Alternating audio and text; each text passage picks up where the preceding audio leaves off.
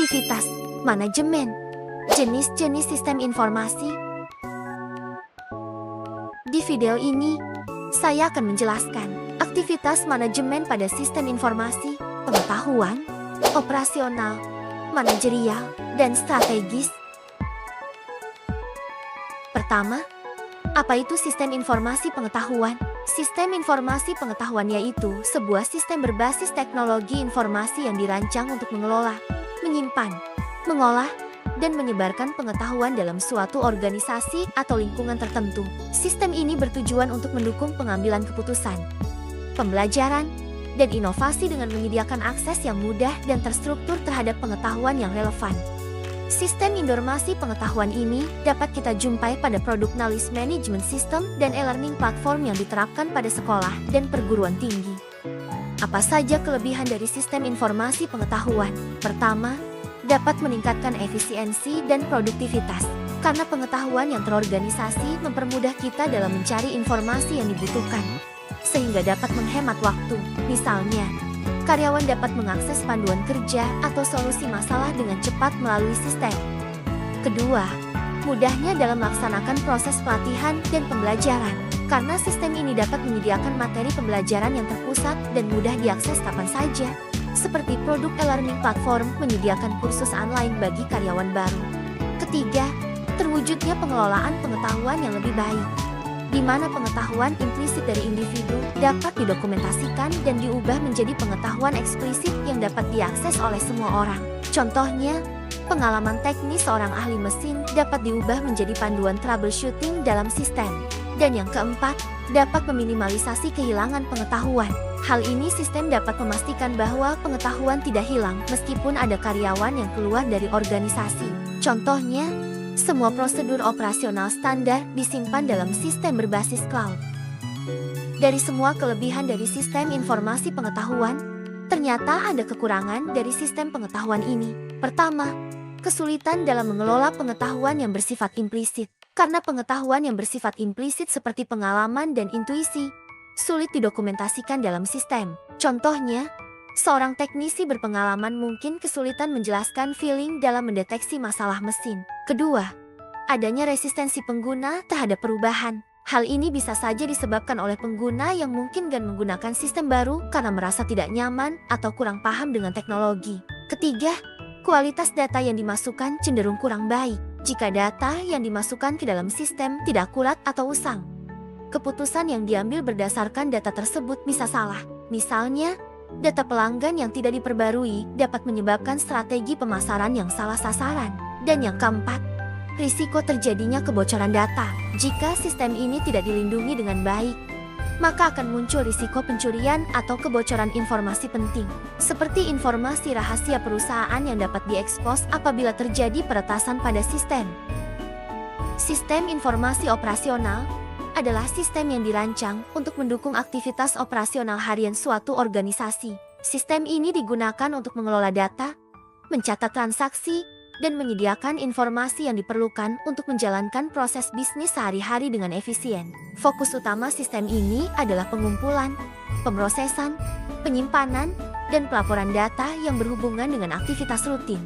Contoh penerapan sistem informasi operasional dapat kita temukan pada sistem pencatatan penjualan atau point of sale pada kasir, sistem penggajian pegawai, dan sistem pemrosesan pesanan pelanggan.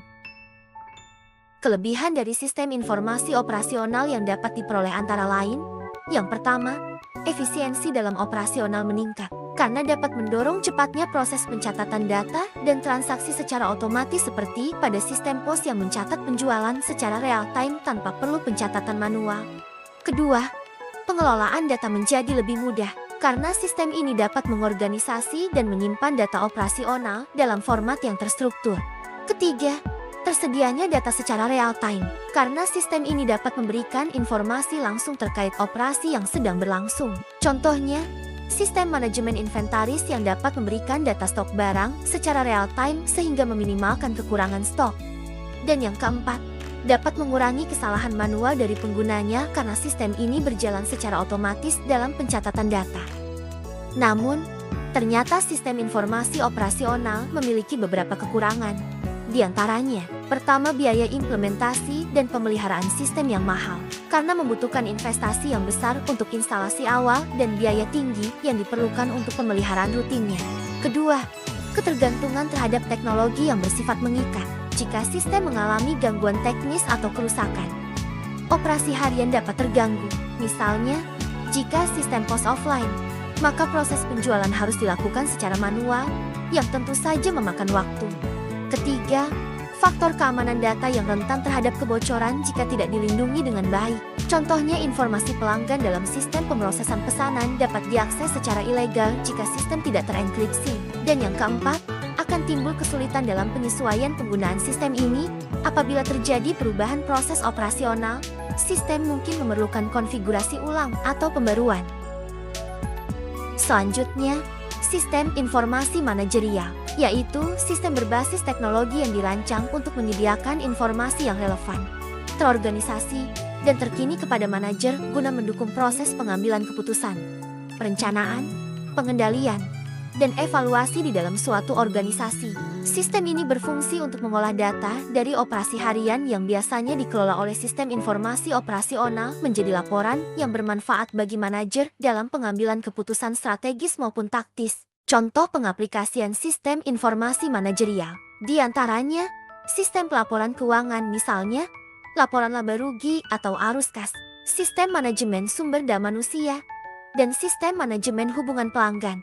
Apa saja kelebihan dari sistem informasi manajerial? Pertama, dapat mendukung pengambilan keputusan yang lebih baik karena sistem informasi manajerial dapat menyediakan laporan yang dirancang untuk membantu manajer memahami situasi terkini dan merumuskan keputusan yang lebih akurat. Contohnya, data penjualan bulanan membantu manajer menentukan strategi pemasaran. Kedua, dapat meningkatkan efisiensi operasional karena sistem ini dapat menyatukan berbagai proses dalam satu platform yang mengurangi redundansi dan meningkatkan efisiensi. Misalnya, ERP mengintegrasikan manajemen inventaris, penggajian, dan akuntansi dalam satu sistem. Ketiga, mempermudah perencanaan dan pemantauan. Sistem informasi manajerial memberikan data historis dan tren yang membantu dalam membuat perencanaan strategis dan pemantauan kinerja. Dan yang keempat, sistem informasi manajerial dapat meningkatkan koordinasi antar departemen. Karena sistem ini memungkinkan untuk berbagi informasi di seluruh bagian organisasi sehingga mengurangi silo informasi. Contohnya, tim pemasaran dan produksi dapat berkoordinasi lebih baik melalui data penjualan. Namun, ada pun kekurangan dari sistem informasi manajerial, yaitu kesulitan dalam integrasi data antara berbagai sumber data atau sistem lama dengan sistem informasi manajerial seringkali menjadi tantangan teknis. Contohnya, sistem akuntansi lama mungkin sulit diintegrasikan dengan sistem ERP yang baru. Kedua, biaya implementasi yang tinggi dalam pengadaan, pengembangan, dan pemeliharaan sistem. Ketiga, kualitas data yang dapat mempengaruhi keputusan. Hal ini disebabkan karena informasi dari sistem MIS sangat bergantung pada kualitas data yang dimasukkan. Dan yang keempat, resistensi dari pengguna. Hal ini diakibatkan oleh pengguna, terutama karyawan senior, yang mungkin enggan beralih ke sistem baru karena kesulitan beradaptasi. Sistem informasi strategis adalah sistem informasi yang dirancang untuk mendukung strategi bisnis organisasi guna menciptakan keunggulan kompetitif atau meningkatkan posisi strategis di pasar. Sistem ini membantu organisasi mengidentifikasi peluang baru, meningkatkan efisiensi operasional, memperluas pasar, atau merespons tekanan kompetitif dengan lebih baik. Berbeda dari sistem informasi operasional atau manajerial, sistem informasi strategis lebih berfokus pada tujuan jangka panjang dan dampaknya terhadap keberlanjutan serta pertumbuhan organisasi. Contoh dari sistem informasi strategis yaitu Amazon. Secara sistem, Amazon menggunakan sistem rekomendasi berbasis AI untuk menyarankan produk kepada pelanggan berdasarkan pola belanja mereka, dan secara strategis memberikan pengalaman pelanggan yang personal dan meningkatkan loyalitas pelanggan. Lalu, ada dari Uber. Secara sistem, Uber menggunakan algoritma pemetaan dan penjadwalan canggih untuk mengelola pengemudi dan penumpang secara real-time. Dan secara strategis, Uber dapat meningkatkan efisiensi operasional dan mengurangi waktu tunggu pelanggan. Dan yang ketiga dari banking industry, yang memberikan kemudahan kepada pelanggan untuk mengakses layanan kapan saja, sehingga meningkatkan retensi pelanggan. Kelebihan dari sistem informasi strategis antara lain dapat menciptakan keunggulan yang kompetitif, mendukung pengambilan keputusan strategis, memperluas pasar dan jangkauan, dan meningkatkan kepuasan pelanggan. Adapun kekurangan dari sistem informasi strategis, yaitu biaya implementasi dan pemeliharaan yang tinggi, kesulitan implementasi, ketergantungan pada data yang berkualitas, serta kompleksitas integrasi.